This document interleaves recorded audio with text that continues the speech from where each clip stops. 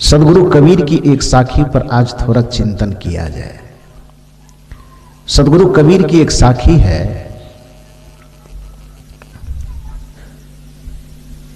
कि कहां रोग कहां औषधि, कैसे होए आनंद।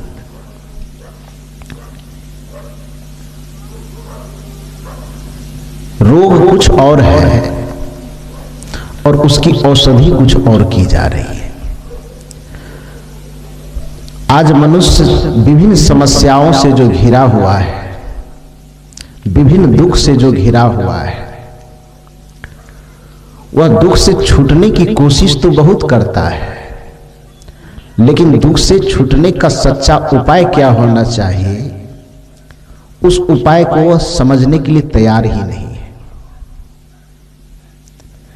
कबीर साहब ने इस साखी में कहा है कि आप ही जाल बनाए के आप फंसे मतिमंद, कहां रोग कहां औषधि, कैसे होए आनंद।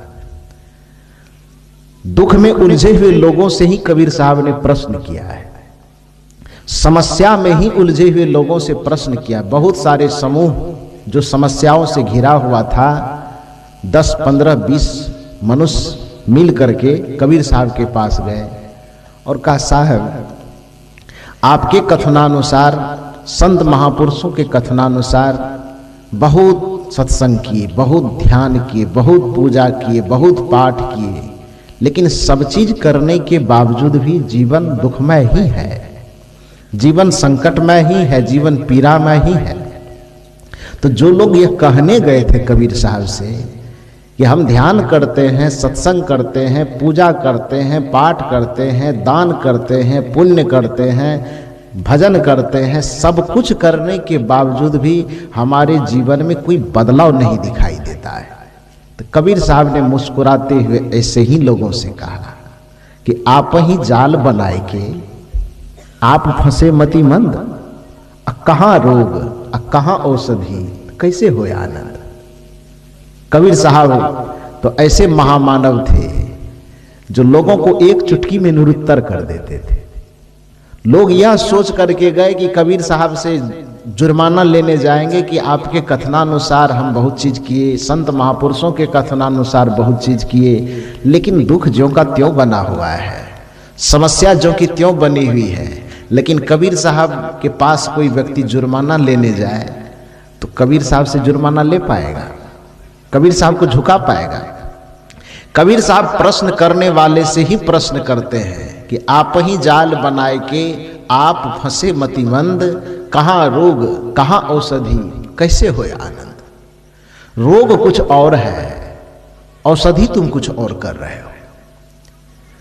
दर्द कुछ और है, दवा कुछ और कर रहे हो।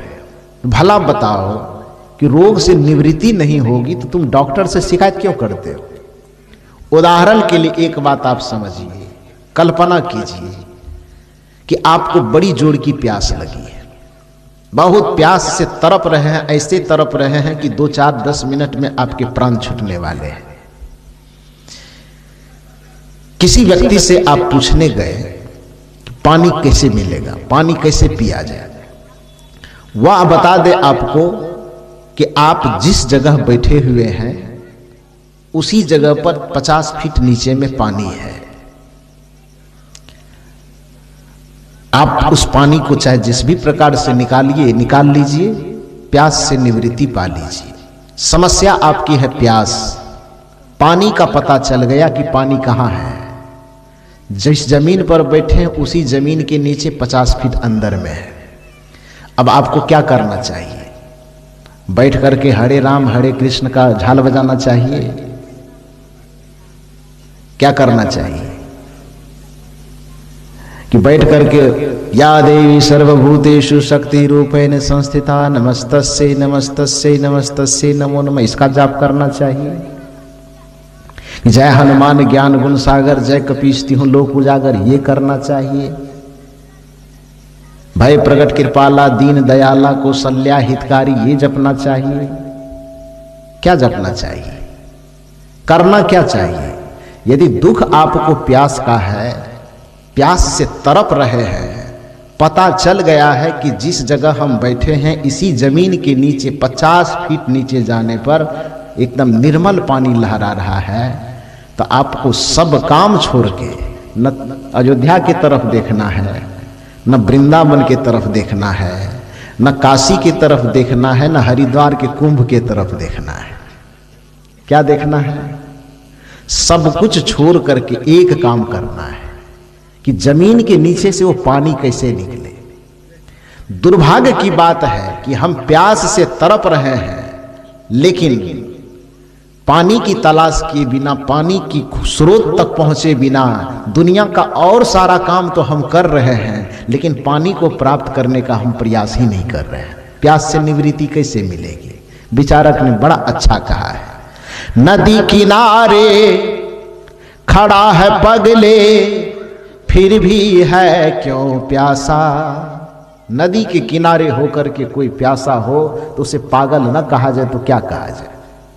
पानी के परम स्रोत के सम्मुख रहने पर भी कोई प्यास से तड़प रहा हो तो उसको अभागा न कहा जाए तो क्या कहा जाए। उसे किस्मतहीन, भाग्यहीन न कहा जाए तो क्या कहा जाए।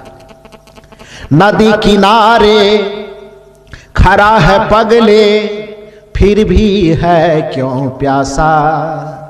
हरि का नाम तो पास है बंदे, फिर क्यों छोड़े आशा। वो हरि का नाम पास में है, वो हरि का स्रोत पास में है, फिर भी प्यासे हो। समाधान का सारा सूत्र आपके पास में है, फिर भी समस्या में उलझे हुए हैं। जीवन का सारा उत्तर आपके पास है, फिर भी प्रश्नों में ही माथा पटक रहे हैं आप। जीवन के सारे सुख का स्रोत आपके पास है, सब सुख तेरे पास। जो भी व्यक्ति दुख में डूबा हुआ है उसी के पास सुख का स्रोत है। जो भी व्यक्ति समस्या में डूबा हुआ उसी के पास खुद समाधान है, लेकिन वो समाधान की तलाश अपने से बाहर करता है। अपने से बाहर जिसने जिसने किया, संसार में माथा पटक पटक के दुनिया से चला गया, और जिसने संसार से लौट करके अपने समस्या का समाधान अपने में ढूंढना शुरू किया, वह व्यक्ति इस दुनिया से तर भी गया और हजारों को तारने का बीड़ा भी उठा लिया। देखिए आप दुनिया के इतिहासों को पलट करके कल्पना कीजिए, भगवान बुद्ध के जमाने से आप बात लीजिए। भगवान बुद्ध दुनिया में ढूंढा कि अपने आप में ढूंढा? कहां ढूंढा था? भगवान बुद्ध अपने आप में ढूंढा था।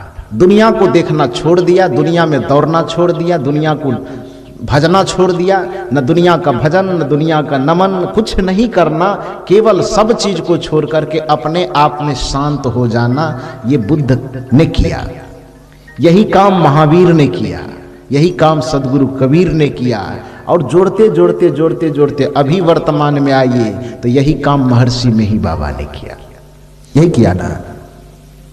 दुनिया में दौड़ा नहीं, न अयोध्या तरफ दौड़ा, न वृंदावन दौड़ा, न हरिद्वार दौड़ा, न काशी दौड़ा। तब कहां दौड़ा? जमीन के नीचे कुप्पा में चला गया। कहां गया? मैं मजाक नहीं कर रहा हूं, ये तो चूंकि हम लोगों के क्षेत्र की बात है तो जानते हैं, सब लोग जानते हैं। कल भी मैं परसों में महर्षि में ही बाबा के दादी के घर से आया। उनके चाचा, उनके जो भतीजा हैं, वो सारे लोग मिलके ही कार्यक्रम करवाए थे। 2 दिन का बृहद अधिवेशन था।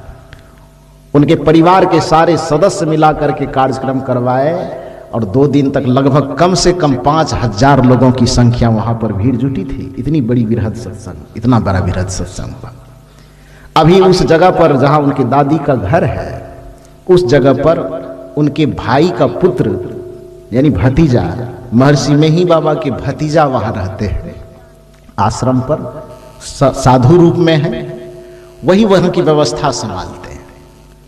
जब दोनों लोगों से बातचीत हुई तो बातचीत, अब किताब से तो इतना दिन से जानते ही थे सारी बात को पढ़ पढ़ करके, लेकिन बातचीत के दरमियान भी पता चला कि महर्षि में ही बाबा अपने जीवन में सफल क्यों हो गए।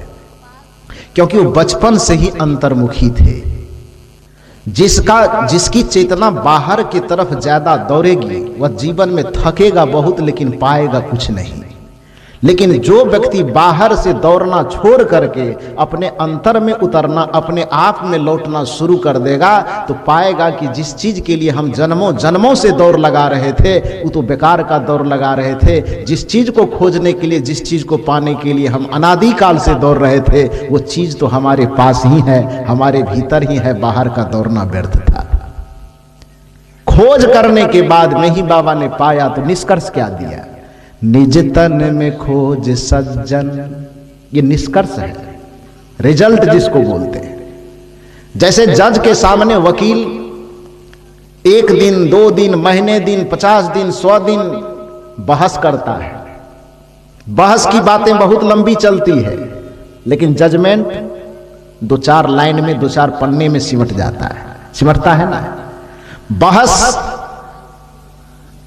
72 पन्ना में हो सकता है, हजारों पन्ना में भी बहस हो सकता है, लेकिन जजमेंट थोड़े में हो सकता है, या तो सजा या रिहा, 2 ही बात होगी। जजमेंट बहुत थोड़ा होता है, बहस बहुत ज्यादा होता है। हम लोग केवल और केवल बहस में लगे हुए हैं। संतों और ज्ञानियों के जजमेंट पर हमारा ध्यान ही नहीं जाता है कि वो जजमेंट क्या देना चाहते हैं। कबीर साहब के जजमेंट के पास आप जाइए तो कबीर साहब इतना ही कहना चाहते हैं कि जो तिल माही तेल है, जजमेंट है ये, निष्कर्ष। जो तिल माही तेल है, जो चकमक में आग, अरे अभागे तेरा साईं तुझ में जाग सके तो जाग, निष्कर्ष वाणी है। महर्षि में ही बाबा जीवन में चाहे कहां गए होंगे, कहां दौड़े होंगे, क्या किए होंगे, नहीं किए होंगे, वो बाद की बात है। लेकिन जब जीवन में प्राप्त कर लिया तो प्राप्त करने के बाद जो अनुभव से निष्कर्ष निकला वो दुनिया को सुनाते हुए कहा, निज तन में खोज सज्जन। हे सज्जन, मत खोजना इधर उधर, कहीं माथा मत पटकना। क्या करना? निज तन में खोज सज्जन। और लोगों को लगा, मेही बाबा को लगा कि शायद इतना सा कहने से लोग न समझे तो दोबारा और दूसरे तरह से कह देते हैं। स्पष्ट कर दिया, बाहर न खोजना।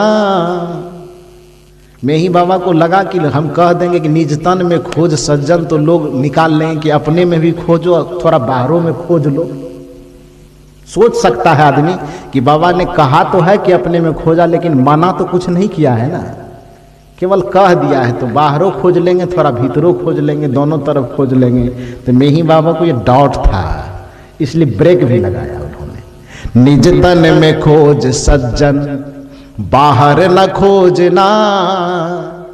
आगे और, अपने ही घट में हरि है।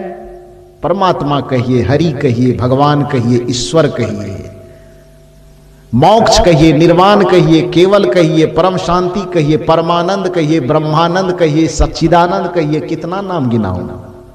निज तन में खोज सज्जन, बाहर न खोजना। अपने ही घट में हरि है, अपने में खोजना। इन निष्कर्ष से क्यों भागते हैं आप?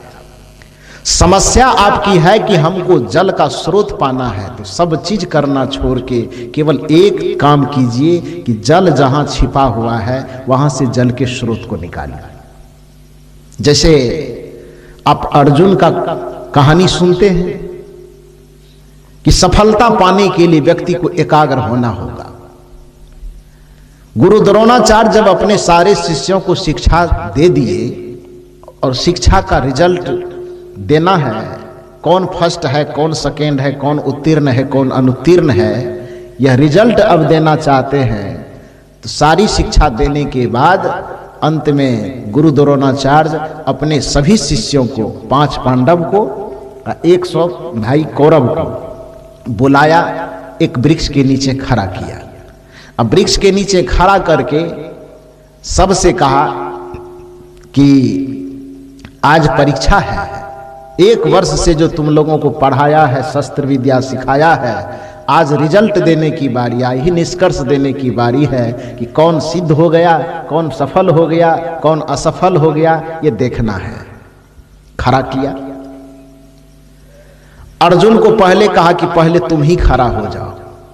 दुर्योधन उधर से आया, क्या बात करते हैं, अभी मेरे पिता राजगद्दी पे बैठा हुआ, मैं राजा का बेटा हूं, तो पहले अर्जुन कैसे आ जाएगा, मेरी बारी पहले होनी चाहिए। अहंकारी आदमी जो होता है वह किसी भी चीज में पीछा रहना नहीं चाहता है, उस सदा आगे उछलना चाहता है, कुछ भी हो पीछे रहना नहीं चाहता है। लेकिन एक बात याद रखिए कि हर जगह आगे होना, हर जगह आगे होना ही प्रथम होने का प्रमाण नहीं है। कहीं कहीं पीछे हो जाना भी सफल होने का प्रमाण होता है। जैसे एक उदाहरण मैं बताऊं, आपने ड्रामा देखा है?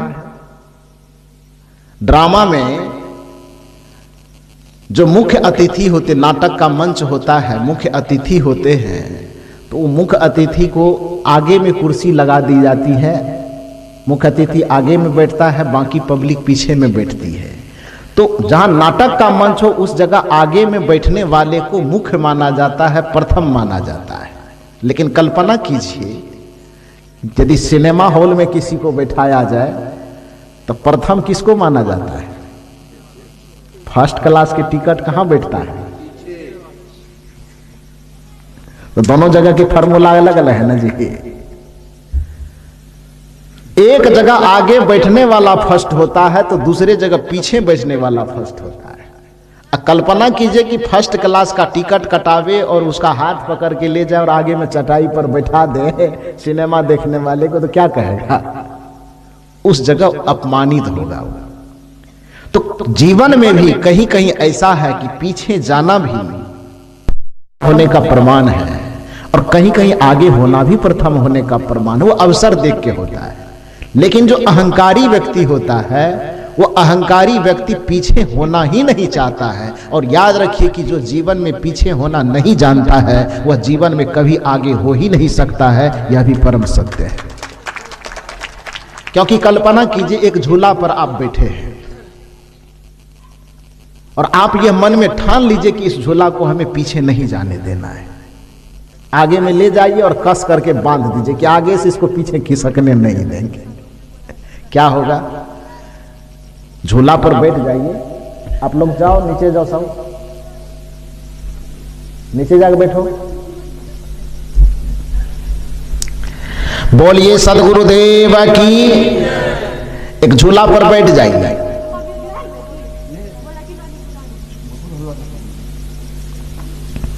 झूला पर बैठ जाइए और झूला पर बैठ करके झूला की रस्सी जो आगे पीछे होना चाहिए उसकी रस्सी में एक और नई रस्सी बांध दीजिए, खींच करके आगे में ही एक खूंटा में बांध दीजिए। झूला पे बैठने का आनंद मिलेगा कि नहीं मिलेगा?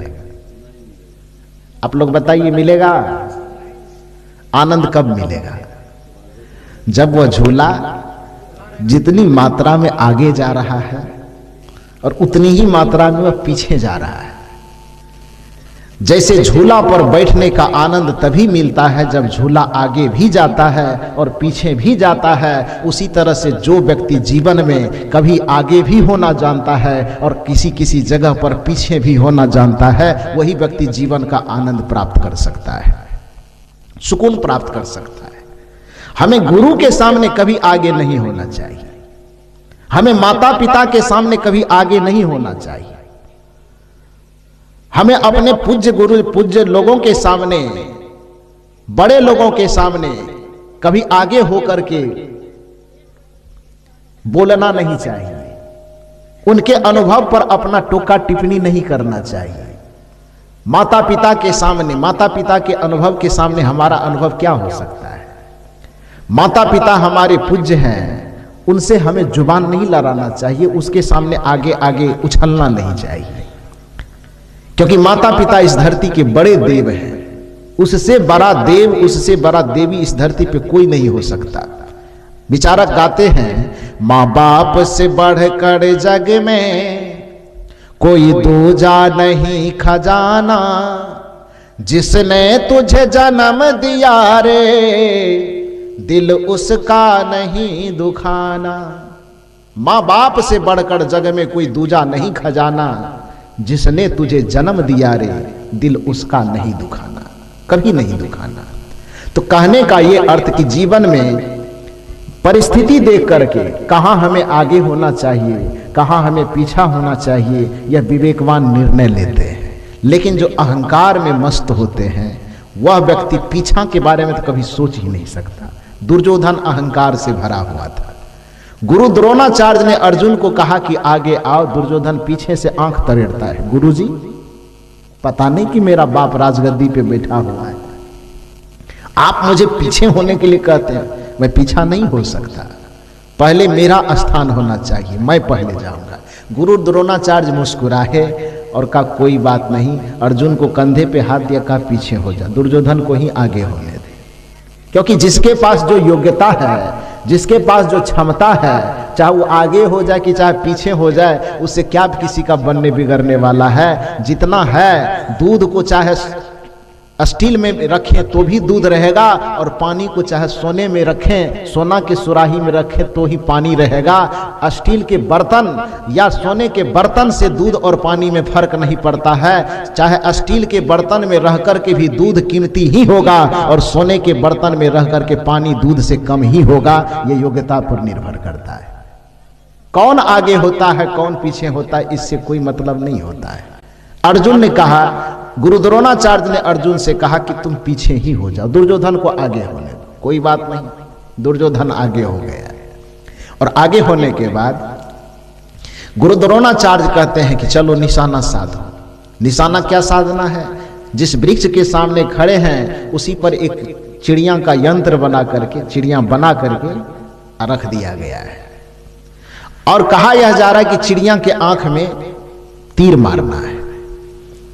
दुर्योधन अहंकार में तो मस्त है ही। अहंकारी व्यक्ति आगे हो जाए, फेल हो जाए, उसको विफल होना ही है, सफल नहीं हो सकता। द्रोणाचार्य ने कहा कि निशाना साधो। निशाना जैसे ही साधता है, द्रोणाचार्य कहते रुको, तीर छोड़ने से पहले रुको। दुर्योधन ने कहा कि ये क्या कर रहे हैं, जब निशाना साध दिए हैं, तीर छोड़ने वाले फिर रोक रहे हैं, आप गुरु हैं कि क्या है? गुरु द्रोणाचार्य ने कहा कि हम गुरु तो गुरु ही हैं, तुम्हारे मन में क्या पैदा हो रहा है, हमें कब क्या करना चाहिए हम अच्छी तरह से जानते हैं। तो द्रोणाचार्य ने कहा कि रुको, बाण छोड़ने से पहले मेरे कुछ प्रश्नों का जवाब दो। दुर्योधन ने कहा जब तीर धनुष पर चढ़ चुका हो तो फिर प्रश्न करने का कोई सवाल नहीं होता, प्रश्न क्यों करते हैं? द्रोणाचार्य ने कहा कि तुम प्रश्न करना बंद करो, केवल जवाब दो ही। गुरु मैं हूं, शिष्य तुम हो, बाकी दिमाग मत चलाओ। दुर्योधन ने कहा ठीक है, फिर पूछ ही लीजिए। द्रोणाचार्य ने कहा कि निशाना छोड़ने से पहले, तीर छोड़ने से पहले तुम ये बताओ कि तुम्हें दिखाई क्या क्या दे रहा है। दुर्योधन कहता है कि यह भी कोई पूछने का सवाल है? अंधा मेरे पिता है, मैं अंधा थोड़े हूं। जब आंखें हैं मेरे पास और देख रहा हूं इस दिशा में, वृक्ष के तरफ देख रहा हूं, तो मेरी आंखों में रोशनी भी ज्यादा है, ताकत भी ज्यादा है, पावर भी ज्यादा है। आंख खोल करके जब मैं देख रहा हूं तो चूंकि अंधा नहीं हूं, रतौंधी नहीं है, मोतियाबिंद नहीं है, इसीलिए न दिखने का कोई सवाल ही नहीं होता है। जब मैं देख रहा हूं तो मुझे बड़े बड़े वृक्ष दिखाई दे रहे हैं, वृक्षों की आड़ से झांकते हुए मुझे नीला आसमान दिखाई दे रहा है, उड़ते हुए चिड़ियां दिखाई दे रहे हैं, बगल का झरना भी दिखाई दे रहा है, पोखर भी दिखाई दे रहा है। मैं पिता के तरह अंधा नहीं हूं, इसलिए मुझे बहुत ज्यादा दिखाई दे रहा है। द्रोणाचार्य ने कहा फिर पीछे लाइन में जाके खड़ा हो जा, तुम्हारा काम हो गया, अब कुछ करने की जरूरत नहीं है। अभी भी तुम्हारी परीक्षा में आए हो, फिर भी तुम्हारी दृष्टि फैली हुई है, फिर भी विस्तृत संसार को ही तुम देख पा रहे हो, तो फिर तुम्हारा जगह परीक्षा में नहीं है, तुम लाइन में कतार में खड़े हो जाओ। उसको पीछा कर दिया। आगे होने का घमंड कर रहा था, पीछे जाकर के खड़ा हो गया। इस तरह से दूसरे तीसरे चौथे पांचवें करते करते करते जितने लोग थे सबकी परीक्षा ले ली गई। और अर्जुन जब आया, अर्जुन से कहा बेटा निशाना साधो। निशाना साधा और निशाना साधने के बाद उससे भी वह प्रश्न किया गया कि तुम्हें क्या दिखाई देता है। अर्जुन ने कहा, गुरुदेव, जब तक आपने निशाना साधने की आज्ञा न दी थी तब तक मुझे पूरा संसार दिखाई दे रहा था।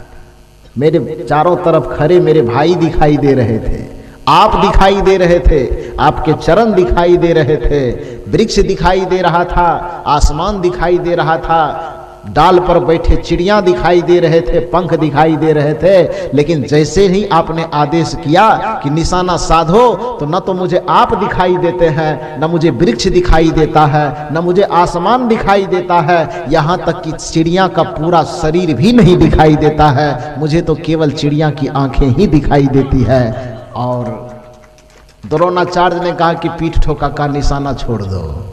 निशाना जैसे ही छोड़ता है उस चिड़िया के आंख में जाकर के तीर लगती है। अर्जुन को प्रथम प्राइज यानी फर्स्ट डिवीजन का प्राइज मिलता है, सर्टिफिकेट मिल गया, निष्कर्ष आ गया कि अर्जुन सबसे प्रथम है। कहने का अर्थ यह है कि जीवन के किसी भी दिशा में आप सफल होना चाहते हैं तो पहले आप यह निर्धारित कीजिए कि आपको क्या चाहिए। चिड़िया की आंखें ही केवल चाहिए तो फिर वृक्ष को देखने की जरूरत क्या है। निशाना यदि चिड़िया की आंखें हैं तो आसमान देखने की जरूरत क्या है। निशाना यदि आंखें हैं तो फिर गुरु के चरण को भी देखने की जरूरत नहीं है। निशाना यदि के हाँ, गुरु का स्मरण, निशाना साधने से पहले गुरु का स्मरण हम जरूर कर लेंगे। निशाना साधने से पहले हम परमात्मा का स्मरण कर लेंगे। लेकिन जैसे निशाना हमने साध ही दिया तो अब गुरु की भी आवश्यकता वहां खत्म हो जाएगी। निशाना यदि हमने साध ही दिया है तब परमात्मा की भी आवश्यकता वहां खत्म हो जाएगी। वहां पर केवल और केवल मैं होना चाहिए और मेरा निशाना होना चाहिए। इसके अलावा कुछ ना हो तो दुनिया में किसी भी सफलता को कोई रोक नहीं सकता। जो व्यक्ति अपना जो लक्ष्य बना लेगा उसमें वह सफल होगा, इसमें कोई संदेह नहीं है।